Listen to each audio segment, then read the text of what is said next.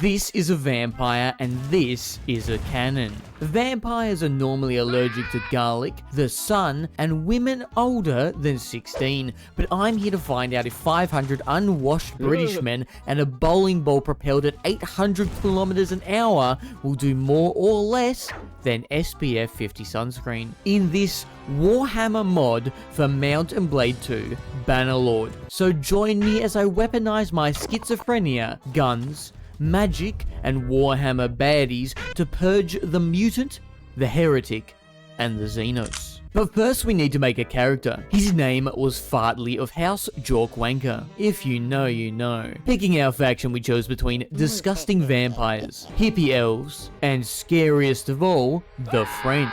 But of course we chose the Empire of Man, also putting points into gunpowder and spellcraft. More importantly, however, we needed to pick our school of magic. Fire, light, heavens, life, metal, and finally, beasts. I chose Heavenly, which is a focus on lightning magic, which is traditionally pretty cool. Chain lightning, lightning strikes from the sky, A10 thunderbolts. When the Emperor stopped those evil rebels, you guys get it. We began exploring this massive mod, showcasing the dark grim world of Warhammer. The map was huge. The custom art, wicked. Beating up half-naked beast freaks, pretty dope, until the Minotaurs showed up. Gordon, man am I glad to see you. What the hell are these things? Our goal was to eradicate the vampire threat that controlled the mountain region around Wesselton and the forged city of Nuln, and to the east in the cursed swamps around the foreboding castle Jerkenoff. Located here and here in the Empire. Remember, it's the Empire of Man, not Bitey McNibbles. To cleanse these lands, we would need guns. Guns, cannons, and guns, which can all be found here. The city of Nuln. The great forges lie here, operated by the Forge Master. I moonwalked in and said, "Great and noble smith, the lands darken from the scourge that threatens to block out the sun, groom our children, and blanket our lands in undead." Now I should have looked before I start monologuing, as the smith was crumpled over, covered in his own piss. Turns out the forge is mega fucked.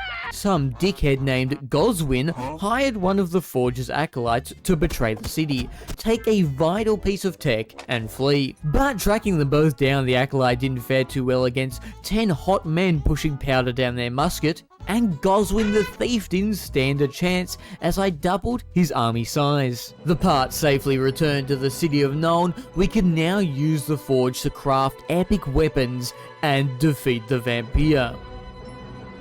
What's that? I can only buy water pistols and a slingshot made of wet cheese? Turns out unlocking the forge is only step 1. Step 2 is to upgrade the forge with prestige. Prestige are points earned from doing anything. Killing vampires, pottery, killing vampires, luring the elderly into a basement, vampire pottery, no, that's not right. Basically, the more war, the more prestige, and we needed 500 to upgrade the Forge of Nuln. This would unlock new guns, but if we wanted the artillery, we needed to complete step 3. Join an elect account. In Bannerlord, you start off as a peasant, then do whatever you want. But this is Warhammer Bannerlord, so you'll need to do whatever I tell you. Or as a member of the Empire, whatever an elect account tells you to do. Elect accounts are the highest ranking members of nobility in the Empire, second only to the Emperor. Each own their own territory and military, or something. I didn't really care, I just wanted cannons, but this needed to be done. Searching through my options, they all seemed to be wanky old men with gibberish for names. But then I had my daily thought and checked out who owned the city of Nuln. We needed to be there a lot, so joining that faction seemed smart. And that faction was Wesselton, led by the only female elect count, Countess Emanuelle von Libwitz. Whoa, Fartley, is that a gun in your pocket? You haven't upgraded the forges yet, wink wink. She was beautiful, strong and powerful, and this was hype. We now served in the Countess's Imperial Army, and our first lot of orders were to hunt the vampires, who had just taken the city of Nuln. We needed that city to get hella cannons, but we weren't out of hella units, as joining Wesselton, Elector Countess Emanuel von Libwitz buttered me up with a choice of 300 men. 300 men just for me, I said erectily. Some of which included tier 9 Griffin Knight cavalry. Chat, don't ever let a Warhammer fan tell you Elector Countess Emanuel von Libwitz doesn't have game. She has game. Bartley did as well, taking the 30% buff to getting people pregnant, which both babies and marriage are disabled in this mod, but I just wanted people in the world to know that Fartley fucks. Anyway, to take down the vampires and retake Nuln, I would need to level up, gaining better magic than just lightning bolt, like chain lightning.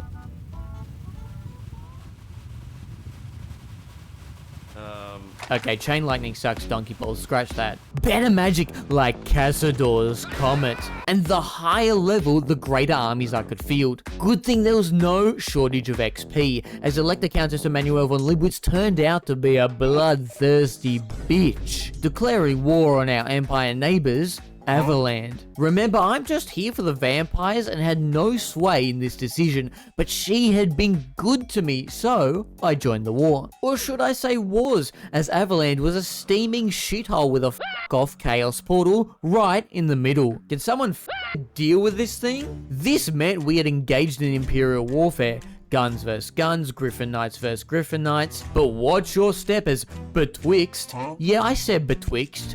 Betwixt battles, armies of 100 Chaos Knights would stomp around, and let me tell you, 8-foot tall bulletproof magic buff men empowered by some cosmic crackheads really stomp. Fighting them sucked like me at the brothel, but in Bannerlord you can recruit units you take prisoner. This could be anyone from a lonely bandit to the most powerful undivided Chaos Knight atop his flaming undead steed, or some fat from Nurg, or whatever flavor you want really. This is important because the more territory we took in Avalheim, like Gerzelberg, the more we would have to deal with the Chaos Incursion, but given time we could use that to our advantage, gaining some of the strongest melee units. Excuse me, Gordon. And thank the gods, not those ones. We did recruit them because I shit you not, my dearest viewer, one of our sieges in Avalheim was pretty rough. In fact, this mod is way tougher than normal Bannerlord. But atop the siege walls I was low in health and the battle was not an easy victory. When I looked along the battlements to see both my Minotaur and Chaos Champion push through. This guy is tier 9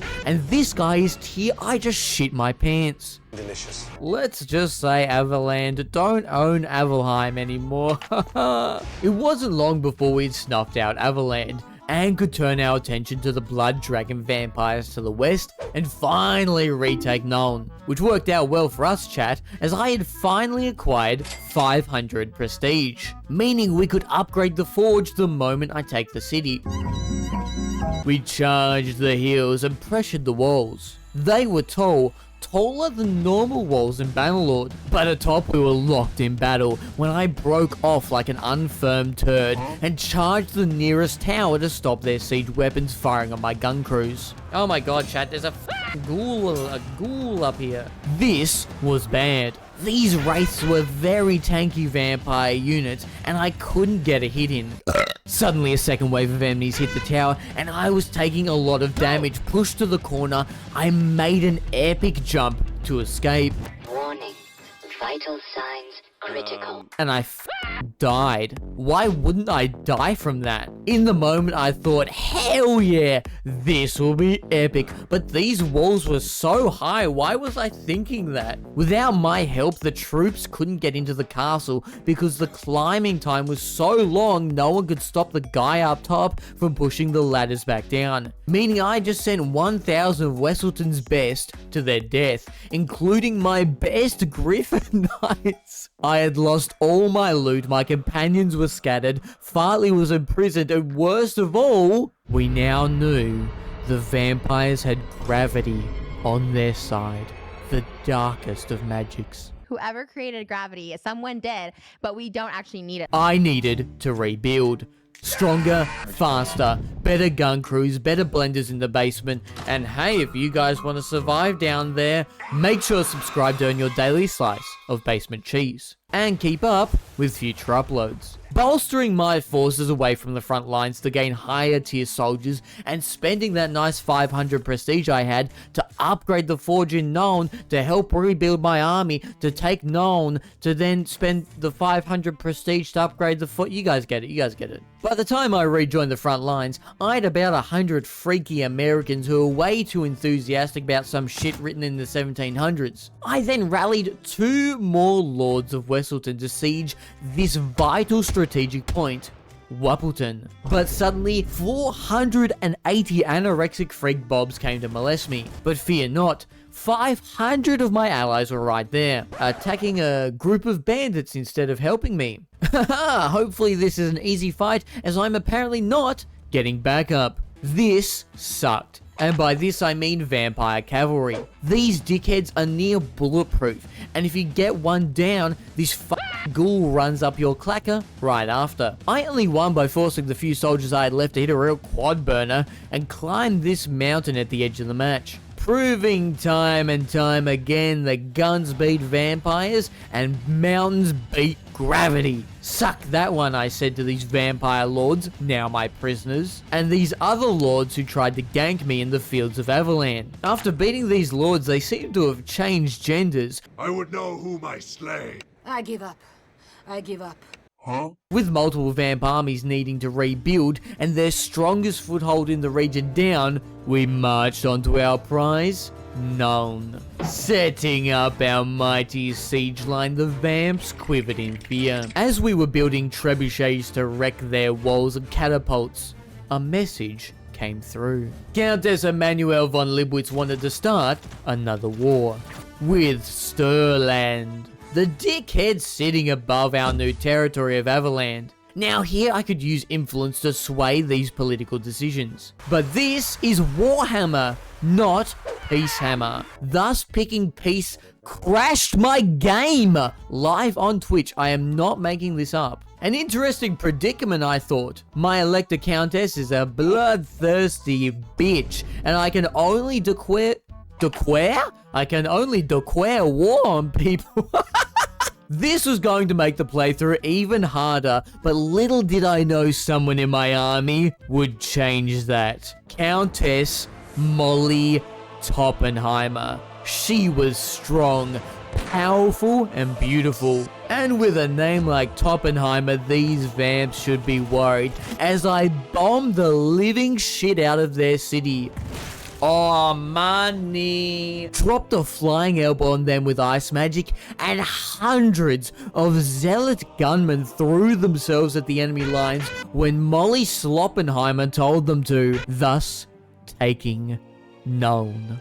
We needed to vote for the city's owner, and if you've ever played Bannerlord, you know that sometimes the player isn't even an option, even if you take the city. So I was pretty jazzed up when the vote came through. These people are not here. This guy is a dickhead. He's off like sucking his toes in a pool of milk or something. I'm out here fighting the vampires on the front line, and she's like, maybe this guy should have it. Holy smokes, chat. Boom. Now I had control of the forge and made an effort to bolster the city's defenses so I could keep it. But without the 500 prestige, I couldn't upgrade it. Luckily, the vampires had become obsessed with everyone's favorite castle, Wappleton, and its counterpart, not Wappleton. These two castles held great strategic value for the southern lands of the Empire. Thus, it was no surprise hundreds of blood-sucking fart ribbers were hovering around here like me outside your house. The fights here were awful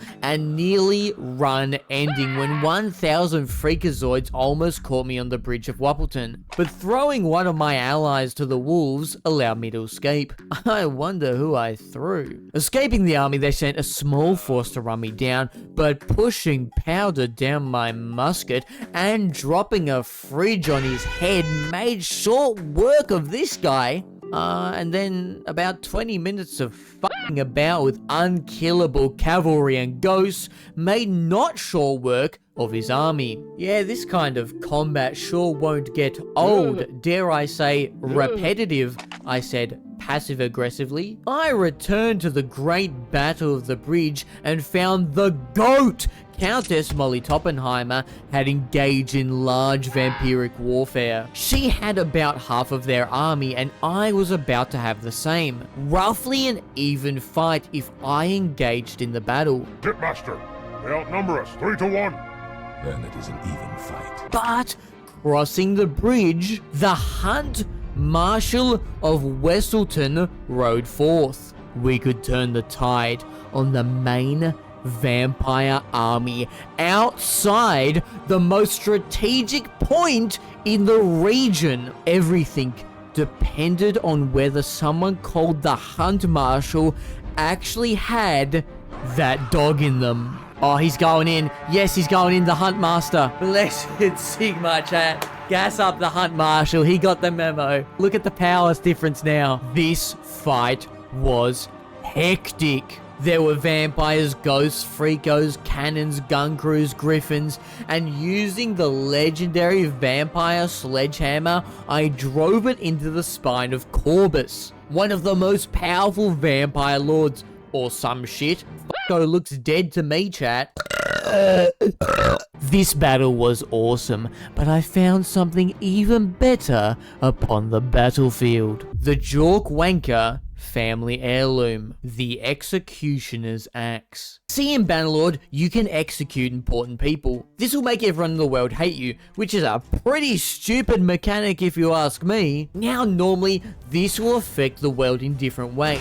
As in Bannerlord, people can have families and children, siblings, but not in this Warhammer mod. So no one is having a family or offspring, so there is only a finite amount of characters in the world. Thus, executing these vampire lords or lordettes made irrefutable damage to their faction. And I was planning on executing every single one.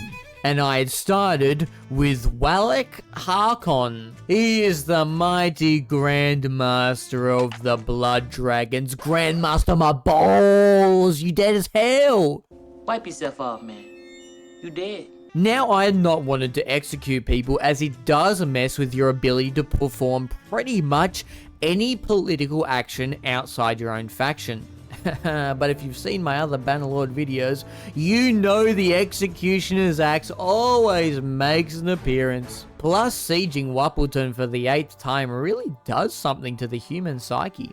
And I'm not even human, said the 69 rats in a catsuit. I actually spent a good amount of vital influence to own Wappleton, so I could jam 500 armed ass rippers in there just so I didn't have to sit in this crusty ass spot all day. Maybe this was a bad idea to own, I don't know. Let's ask Dracu the vampire. Owning Wappleton did add to the stress meter, but looking inside the dungeon, I found a few sweet little treats. 3 vampire lords had been shoved in the basement and oh chat, I was shocked. Honestly, what disgusting behavior imprisoning these people, I said, dropping the axe blade on their necks like a Dude Perfect video. With all these executions, we had made the 500 prestige, allowing us to upgrade the Great Forge. Finally, it was time to get cannons. Finally, the blunderbuss, the ornate rifle. Where are the cannons at, my guy? A quick Google revealed that I needed 2 more upgrades for the forge, meaning 1,000 more prestige was needed just to shoot this boom tube. What are you guys doing with your working hours in the bloody forge? I said calmly. We needed prestige and in high volumes. Some Panadol wouldn't go astray, to be honest, I said with a hint of sass and zest as I ambushed Hans Garb, a non-vampire necromancer in the forest. Hans's powerful magic didn't match up to my M40A3 sniper rifle.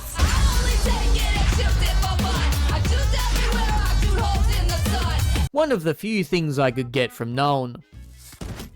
Bosh! Suck that one, Hans! I think I was a little miffed off about not getting the cannons. And unfortunately for poor Hans and this other vampire lady in my dungeon, they were in the wrong place at the wrong time. With these kills, however, we had successfully removed an entire vampire faction from the board. Nice. Leaving a permanent dent in the vampire forces. Reminds me of the dent the doctors put in my head that one time. The vampire retaliated with 2 armies descending upon our territory, so I rallied what allies I could. There wasn't the forces available to obtain a big army like the vamps had, but I could still have a more powerful army. One of the heroes I could recruit was Elspeth von Draken. She was powerful, beautiful, and strong, with a sassy attitude and a little thing called The most powerful magic in the game. like a... Oh my god!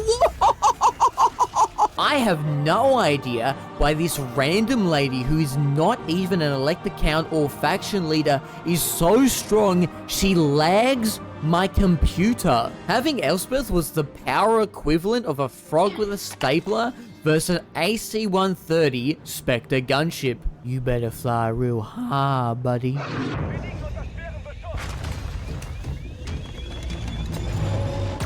These decisive victories netted us 4 more vamps for the Skyrim intro, but also crippled their attempt to take back more territory. More territory equals more income, resources, and recruitment. So it was another massive blow to their whole faction. Holy shit, when did Freg the Frog escape? Biological enemy detected. I then took my Doomstack over the mountain ranges of the Empire, looking to backcap vampire turf, isolating them at the Blood Keep. Their most powerful fortress with a garrison of 2,000 strong. Not wanting to tackle this yet, I used trebuchets to break the walls of their other castles, forcing their infantry lines to hold each breach. And here our heavenly magic really shined through. Sieging the keep itself, the soldiers put up a good fight, said not me, as I ran through them with the masterwork vampire sledgehammer. With little territory left, I spotted the last few vamp lords of the Blood Dragon Order. However, with their lower army counts, they kept running away from me, like women jogging in the park alone. I just want a running buddy, I said sprintingly. This forced me to disband my army to give chase. And as my forces picked up the pace, I ran into a random event. A traveling merchant who could sell random high-level goods, and as we were bordering Wood Elf territory,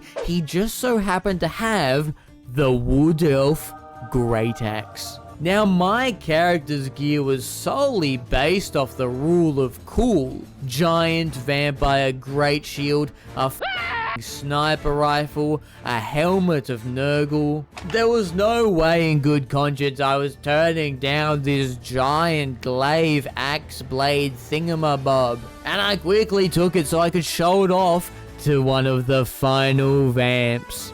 Gertrude Nagelkopt was super impressed, leaving one vampire left. With little in the way of territory, soon to be even less, as Count Manfred rode over the Empire mountain ranges with an army of 3,000 of Wesselton's best, blocking the final vampire lord of the Brudgedaken's Inn. Oh no, he let them ride right by and didn't attack them. Okay, never mind. He didn't attack the Blood Keep either. Okay, cool. No doubt. Wait, someone's attacked the final vampire lord. Who is that? Elspeth von Draken. Chat, which is more powerful, one Elspeth von Draken or Manfred with 3,000 soldiers? Not even close, chat, not even close. Dash my girl up as I joined her in the final battle. Oh my god, in a canyon, there is truly no escape for him. There he is. Yeah, draw your lance, it'll be the last thing you do. Oh my god, Elspeth. Oh my god, he's pulled out the oh my god, our horses are leaping. Chat. Now we just need to win this battle, which, you know, we might. Okay, Elspeth just killed their whole army. Okay. Oh my god. Elspeth, just chill a little bit, okay? With the help of the most powerful Warhammer baddie, I sat in front of the Blood Keep and raised the Elven Great Axe to the sky, bringing it down on the final neck of these cursed fiends. It's instantly owned by the elves? What? Apparently killing every member of a faction doesn't give you their hood.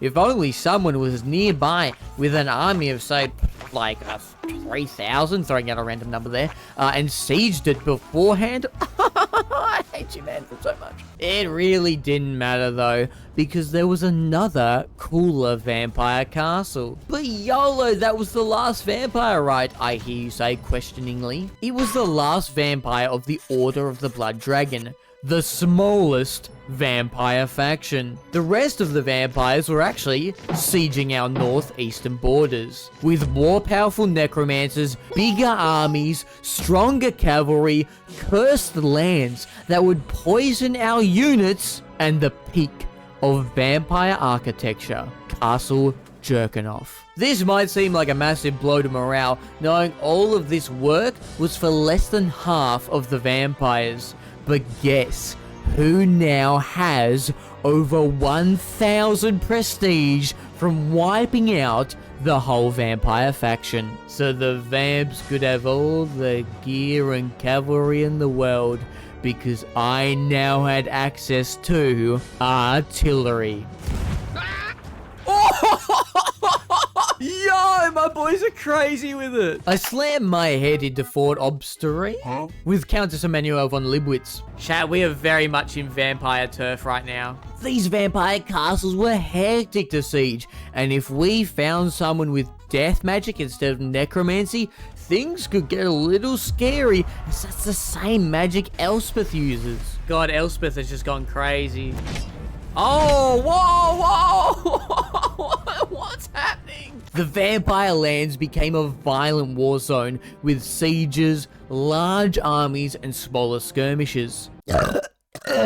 There were wins and losses on both sides, but only the player will execute people, so even though we endured the natural ebb and flow of war, every victory for us would stack the deck in our favor. Despite our player advantage, fighting this more powerful vampire faction was immediately harder than versing the other blood dragons. And remember, the vampire cavalry is some of the best in the game, so even with Elspeth and artillery support, big open battles like this would come down to the wire, just from how tanky their mounted units were. And if we ever lost a battle, we could lose all of our loot, which would include the very expensive cannons. So as funny as it is to employ Skaven friendly fire tactics, these battles were tense. But with more vamps to execute, we were making leaps and bounds forward with our own operations and executions. But we weren't the only people having issues with the biters. See, the Empire of Man is made up of many factions.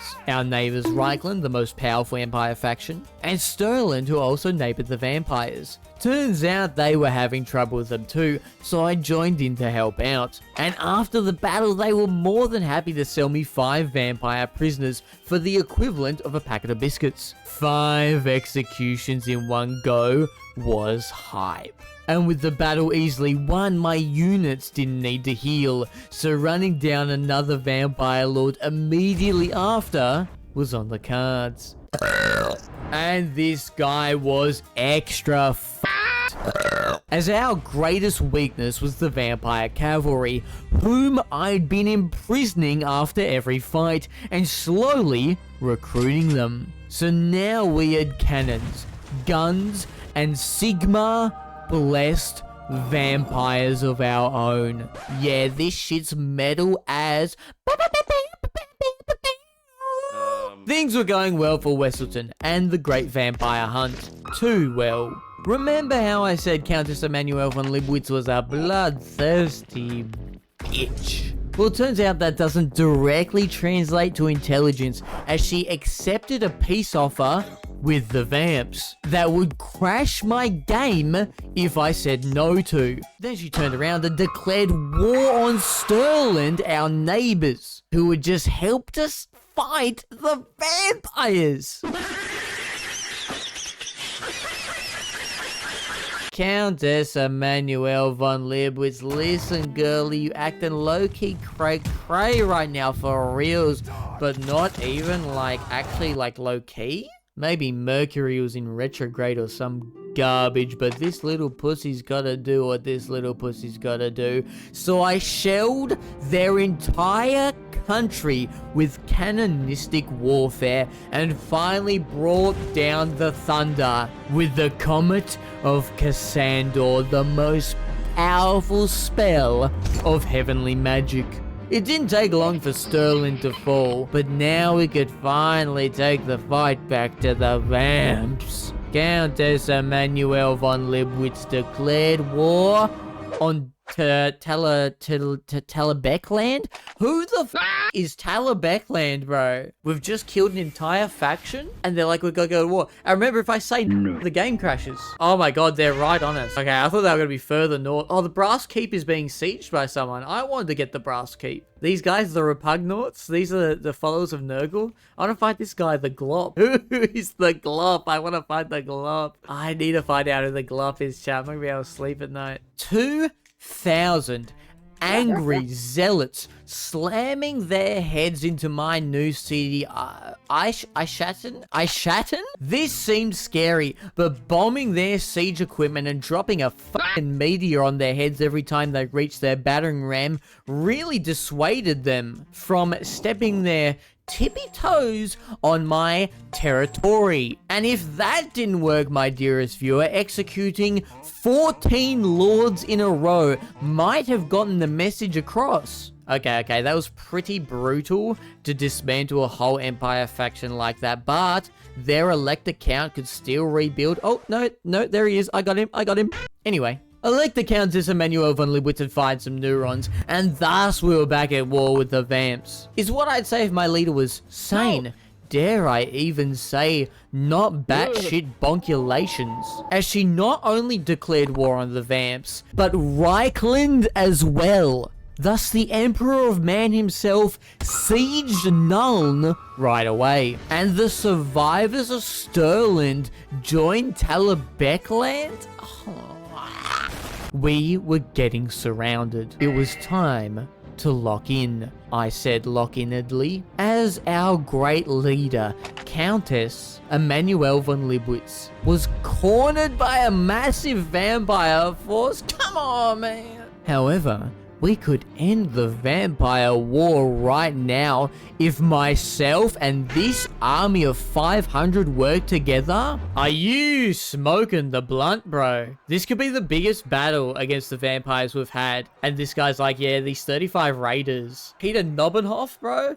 You're a crackhead, bro. Our leader was now in the vampire basement. But if that's anything like the Castlevania cartoon would have you believe, I think she'll be alright. I waited until Peter Nobben and my Hoffman's army disbanded so I could grab Elspeth. Oh no, Peter got caught out. Oh, I should totally jump in and help you, Peter.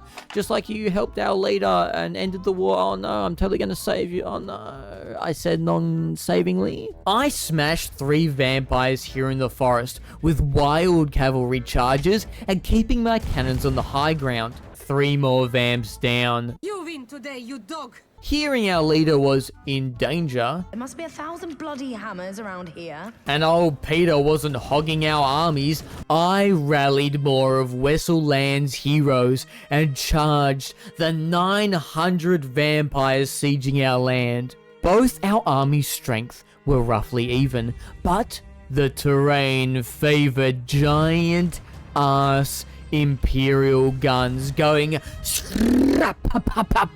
and pushing powder down my musket so I may smite another up.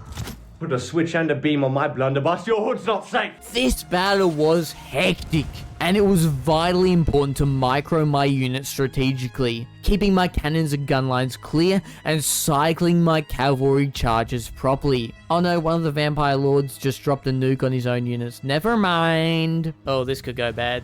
Oh my god. Don't fire the cannon right away. Whoa! Well, he won't be doing that one again, nor his 4 buddies.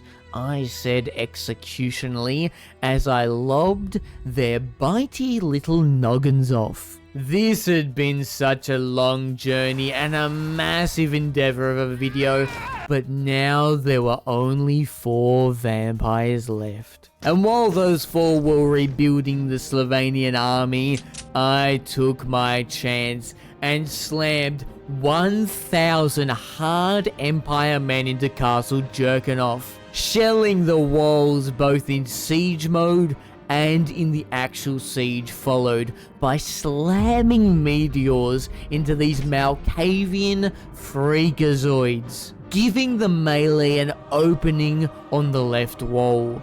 Wesselton Griffin Knights, Minotaurs, that Chaos guy from ages ago in the video that we should not ever be questioning why he's still in an Imperial army. Don't want to see any comments down below. And Vampiric Templars, all flooded into the city, then breaking through the doors of the castle itself. Finally, the ultimate prize of the entire campaign, shooting Peter Nobbenhoff in the back of the head. Remember that day in the woods, you dog?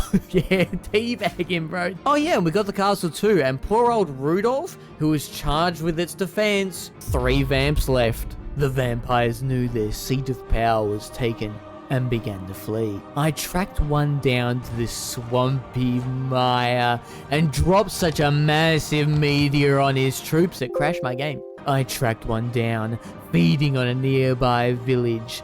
Feed on this, dickhead. 2 left. Turning around, Verdan Letterdorf was nearby, and by sheer random chance, he had 1 vampire supporter as prisoner. I traded him 1 blender full of soup for the criminal, then had a slight existential crisis that he looked like a crazy crackhead, then changed to look exactly like my character. Oh well, better chop his head off and push those thoughts deep down inside. 1 vampire left.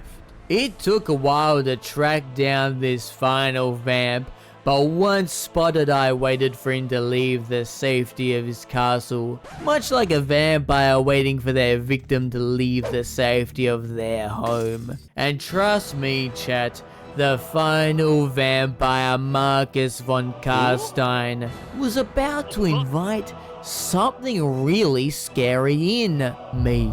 Countless hours, high-level Imperial gun lines, cannons, mortars, the best vampire cavalry, 2 Minotaurs, Griffin Knights, loyal to Countess Emanuel von Libwitz. The final vampire army could not even find their formation before the fight, and their fates were sealed.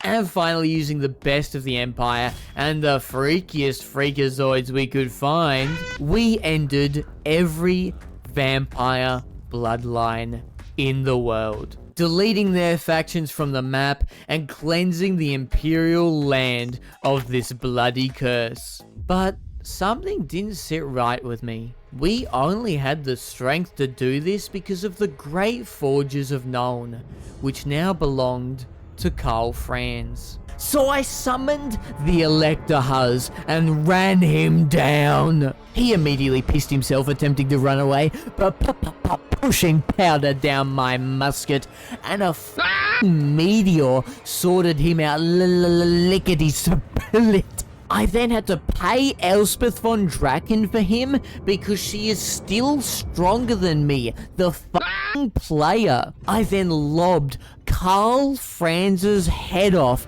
and sieged Nuln, taking my beloved city back. I then noticed a new emperor was crowned. Oh, look who's in my dungeon, so I lobbed his head off. I then noticed a new emperor was crowned. Look who is in my dungeon, so I lobbed his head off. Now Reichlin, the most powerful Empire faction, was in disarray. The vampires? Nah, they're not doing too much. And Wesselton, under the guidance of Countess Emanuelle von Libwitz and Molly Toppenheimer, with the powerhouse frontline of Fartley Jorkwanker and Elspeth von Draken, could not be stopped. And that brings us to the end of the video. Thank you for watching. Click the subscribe button to keep up with my future uploads. Click this video here to watch more, and tune in next time when I save the weakest faction in Warhammer history.